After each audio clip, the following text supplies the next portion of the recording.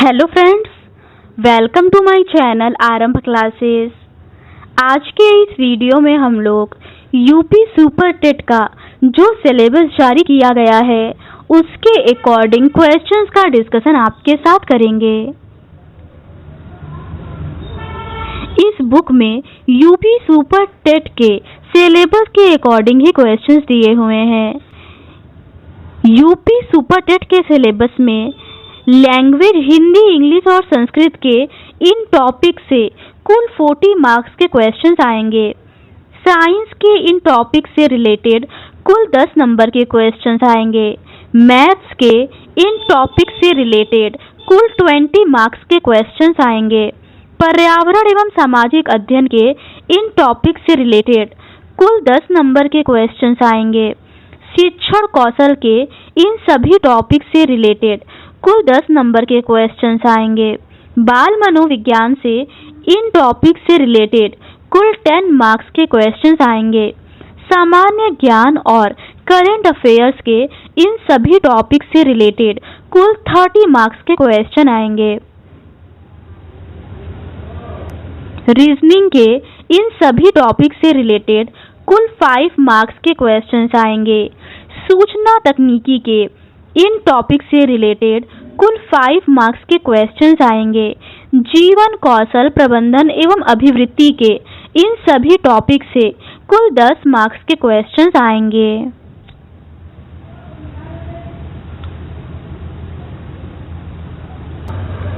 आज के इस वीडियो में हम लोग शिक्षण कौशल के रिमेनिंग क्वेश्चंस का डिस्कशन आपके साथ करेंगे।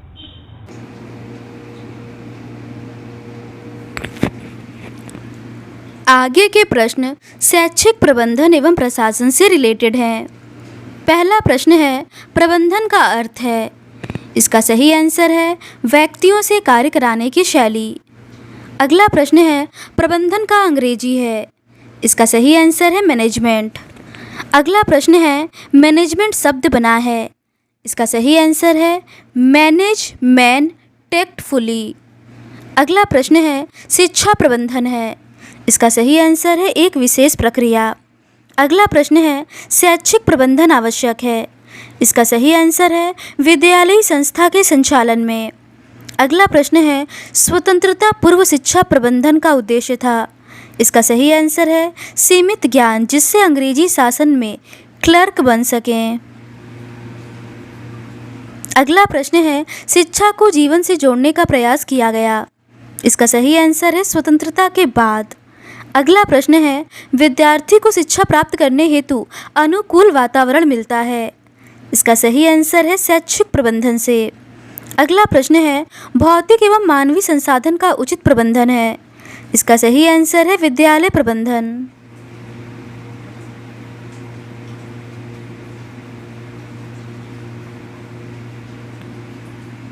अगला प्रश्न है, विद्यालय में शिक्षक, प्रधानाचार्य, विद्यार्थी एवं अन्य कर्मचारी हैं। इसका सही आंसर है मानवीय संसाधन। अगला प्रश्न है, विद्यालय में कक्षा, फर्नीचर, खेलकूद का सामान है। इसका सही आंसर है भौतिक संसाधन। अगला प्रश्न है, स्वच्छ विद्यालय शुद्ध जल एवं शौचालय है। इसका सही आंसर है भौतिक संसाधन। अगला प्रश्न है, विद्यालय शिक्षा संचालन हेतु प्रमुख प्रबंधन है। इसका सही आंसर है वित्तीय प्रबंधन। अगला प्रश्न है, वित्तीय प्रबंधन की आवश्यकता के क्षेत्र हैं। इसका सही आंसर है सामान्य शिक्षा सेवा के संचालन हेतु, शिक्षा सुविधाओं के विस्तार हेतु और शैक्षिक अवसरों की समानता हेतु। अगला प्रश्न है, शिक्षा के वित्तीय प्रबंधन के स्रोत हैं। इसका सही आंसर है भूमि अनुदान, समाज द्वारा अनुदान, छात्रों की फीस द्वारा, राज्य के अनुदान द्वारा, समाज सेवी संस्थाओं द्वारा। अगला प्रश्न है, समाज सेवी संस्थाएं हैं। इसका सही आंसर है विश्व बैंक, यूनेस्को। अगला प्रश्न है, विद्यालय बजट का प्रबंध करता है। इसका सही आंसर है प्रधानाध्यापक। अगला प्रश्न है, शिक्षण कार्य उद्देश्य विहीन है। इसका सही आंसर है पाठ्यक्रम के अभाव में। अगला प्रश्न है, पाठ्यक्रम होना चाहिए। इसका सही आंसर है रुचिकर एवं उपयोगी। अगला प्रश्न है, विषय को आधार मानकर पाठ्यक्रम को नियोजित करना है। इसका सही आंसर है विषय केंद्रित पाठ्यक्रम। अगला प्रश्न है, बालक को केंद्रित कर पाठ्यक्रम बनाया जाता है। इसका सही आंसर है बाल केंद्रित पाठ्यक्रम में। अगला प्रश्न है, क्रिया आधारित पाठ्यक्रम है। इसका सही आंसर है क्रिया केंद्रित पाठ्यक्रम। अगला प्रश्न है, क्रिया केंद्रित पाठ्यक्रम को कहा जाता है। इसका सही आंसर है अनुभव प्रधान पाठ्यक्रम। अगला प्रश्न है, छात्रों के सामान्य विकास पर केंद्रित होता है। इसका सही आंसर है कोर पाठ्यक्रम। अगला प्रश्न है, शैक्षिक मानसिक तथा ज्ञानात्मक पक्ष का विकास होता है। इसका सही आंसर है पाठ्यक्रम संबंधी कार्यक्रम से। अगला प्रश्न है, बालक का बहुमुखी विकास होता है। इसका सही आंसर है पाठ्य सहगामी कार्यक्रम से। अगला प्रश्न है, शारीरिक मानसिक सामाजिक सांस्कृतिक तथा धार्मिक विकास होता है। इसका सही आंसर है पाठ्य सहगामी क्रियाओं से। अगला प्रश्न है, विद्यालय में खेल कूद एनसीसी एनएसएस स्काउटिंग गाइडिंग के आयोजन आवश्यक हैं। इसका सही आंसर है शारीरिक तथा क्रियात्मक विकास के लिए। अगला प्रश्न है, सांस्कृतिक कार्यक्रम राष्ट्रीय पर्व विद्यालय दिवस से विकास होता है। इसका सही आंसर है भावात्मक पक्ष का। अगला प्रश्न है, विद्यालय में नियमों के अनुरूप आचरण करना है। इसका सही आंसर है अनुशासन। अगला प्रश्न है, अनुशासन है। इसका सही आंसर है सांस्कृतिक प्रणाली। अगला प्रश्न है, शैक्षिक प्रबंधन में अनुशासन का महत्व है। इसका सही आंसर है चरित्र निर्माण तथा लक्ष्य प्राप्ति के लिए। अगला प्रश्न है, बालक के सर्वांगीण विकास का उत्तरदायित्व होता है। इसका सही आंसर है विद्यालय का। अगला प्रश्न है, विशेष वातावरण सृजन आवश्यक है। इसका सही आंसर है सर्वांगीण विकास के लिए।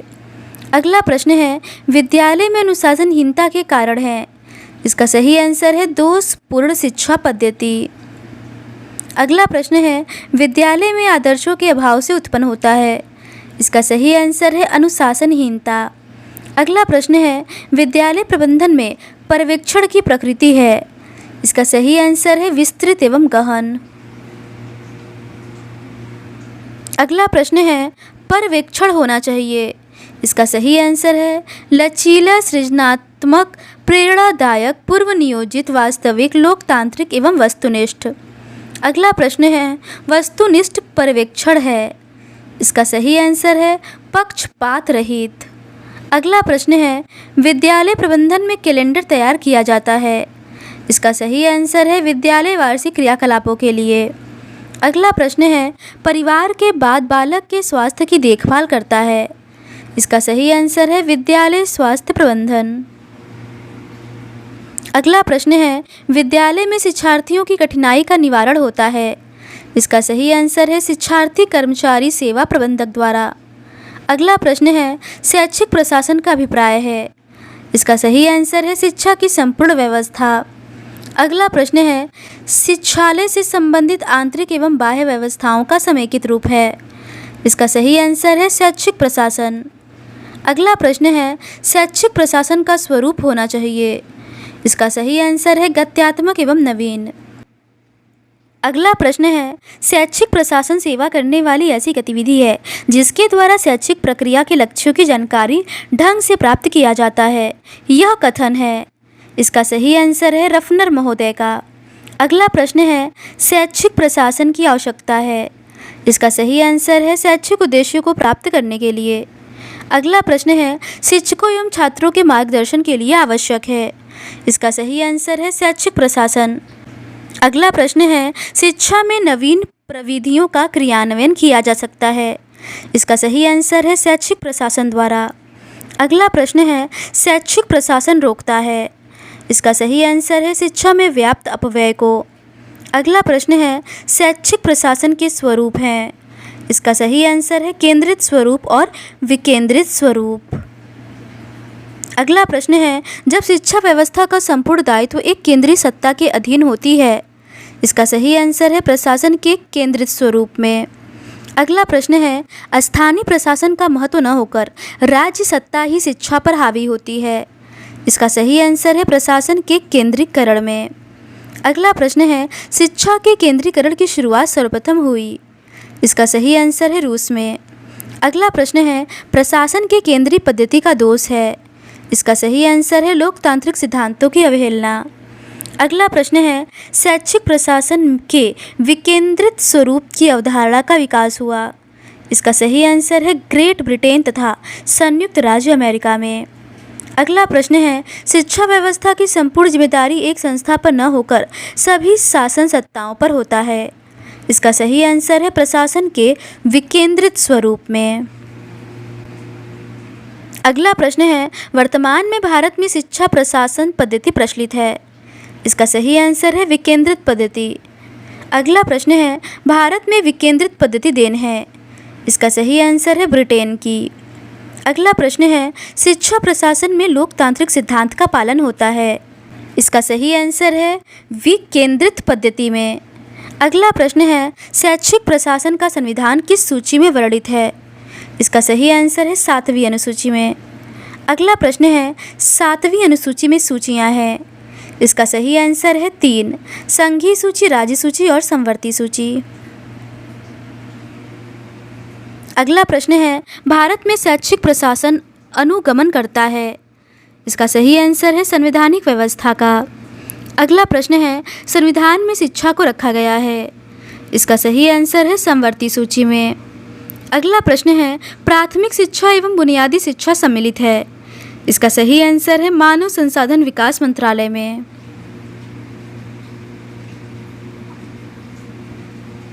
अगला प्रश्न है, राज्य सरकार शिक्षा पर व्यय करती है। इसका सही आंसर है 15 से 20%। अगला प्रश्न है, शैक्षिक प्रशासन संबंधित है। इसका सही आंसर है विद्यालय प्रबंधन से। अगला प्रश्न है, संगठन की व्यवस्था के सिद्धांत के प्रणेता थे। इसका सही आंसर है रॉबर्ट प्रेस्थस। अगला प्रश्न है, भारत में स्वतंत्र रूप से शिक्षा विभाग की स्थापना हुई। इसका सही आंसर है 1945 में। अगला प्रश्न है, राष्ट्रभाषा हिंदी का विकास दायित्व है। इसका सही आंसर है केंद्र सरकार की। राष्ट्रभाषा हिंदी का विकास केंद्र सरकार का दायित्व है। अगला प्रश्न है, निरीक्षण में सुधार लाने की प्रक्रिया है। इसका सही आंसर है पर्यवेक्षण। अगला प्रश्न है, पर्यवेक्षक को कार्य करना चाहिए। इसका सही आंसर है मित्र के रूप में। अगला प्रश्न है, पर्यवेक्षण का कार्य होता है। इसका सही आंसर है प्रधानाचार्य द्वारा। अगला प्रश्न है, पर्यवेक्षण एक प्रकार के शैक्षणिक विकास का मूलाधार है। ये कोठारी आयोग ने कहा है। अगला प्रश्न है, पर्यवेक्षण का उद्देश्य है। इसका सही आंसर है शिक्षण कार्य का मूल्यांकन करना। अगला प्रश्न है, पर्यवेक्षण की समस्या है। इसका सही आंसर है प्रशासकीय समस्याएं और शैक्षिक समस्याएं। अगला प्रश्न है, शिक्षा के प्रबंधन एवं प्रशासन में राष्ट्रीय शिक्षा नीति 1986 का सुझाव है। इसका सही आंसर है विकेंद्रीकरण एवं संस्थाओं को स्वायत्तता प्रदान करना। अगला प्रश्न है, भारत में निरीक्षण एवं पर्यवेक्षण का प्रारंभ हुआ। इसका सही आंसर है 19वीं शताब्दी में। अगला प्रश्न है, भारत में निरीक्षण एवं पर्यवेक्षण का सर्वप्रथम प्रयोग हुआ। इसका सही आंसर है चेन्नई में। अगला प्रश्न है, भारत में निरीक्षण एवं पर्यवेक्षण का विकास हुआ। इसका सही आंसर है 1854 वुड के प्रतिवेदन के पश्चात। अगला प्रश्न है, विद्यालय के सभी कार्यों को जांच करना कहलाता है। इसका सही आंसर है निरीक्षण। अगला प्रश्न है, विद्यालय की जांच करके रिपोर्ट तैयार करता है। इसका सही आंसर है निरीक्षक। अगला प्रश्न है, निरीक्षक अपनी रिपोर्ट देता है। इसका सही आंसर है शिक्षा विभाग को। अगला प्रश्न है, निरीक्षक का कार्य है। इसका सही आंसर है सुधार हेतु सुझाव देना। अगला प्रश्न है, निरीक्षण आवश्यक है। इसका सही आंसर है विद्यालय का सफल संचालन के लिए। अगला प्रश्न है, निरीक्षण की सफलता निर्भर करती है। इसका सही आंसर है कुशल एवं अनुभवी निरीक्षक पर। अगला प्रश्न है, निरीक्षण के प्रकार हैं। इसका सही आंसर है सुधारात्मक निरीक्षण, निरोधात्मक निरीक्षण, रचनात्मक निरीक्षण और वस्तुनिष्ठ निरीक्षण। अगला प्रश्न है, विद्यालय के दोषों की ओर ध्यान आकृष्ट करता है। इसका सही आंसर है सुधारात्मक निरीक्षण। अगला प्रश्न है, संभावित समस्याओं का निरीक्षण कर पूर्व निदान किया जाता है। इसका सही आंसर है निरोधात्मक निरीक्षण में। अगला प्रश्न है, निरीक्षण की सबसे प्रमुख विधि है। इसका सही आंसर है रचनात्मक निरीक्षण। अगला प्रश्न है, समस्त कार्यों का निरीक्षण भेदभाव रहित होता है। इसका सही आंसर है वस्तुनिष्ठ निरीक्षण में। अगला प्रश्न है, विद्यालय का सर्वांगीण विकास होता है। इसका सही आंसर है निरीक्षण द्वारा। अगला प्रश्न है, प्रशासन संबंधी दोषों को दूर किया जाता है। इसका सही आंसर है निरीक्षण करके। अगला प्रश्न है, सामान्य व व्यावसायिक शिक्षा का विस्तार संभव है। इसका सही आंसर है निरीक्षण से। अगला प्रश्न है, निरीक्षक का दृष्टिकोण होना चाहिए। इसका सही आंसर है आशावादी एवं वस्तुनिष्ठ। अगला प्रश्न है, शिक्षकों को परस्पर विचार विमर्श की स्वतंत्रता होनी चाहिए। इसका सही आंसर है निरीक्षण में। अगला प्रश्न है, निरीक्षण में प्रयोग करना चाहिए। इसका सही आंसर है नई विधियों एवं प्रविधियों का। अगला प्रश्न है, निरीक्षण वर्ष में करना चाहिए। इसका सही आंसर है त्रैमासिक।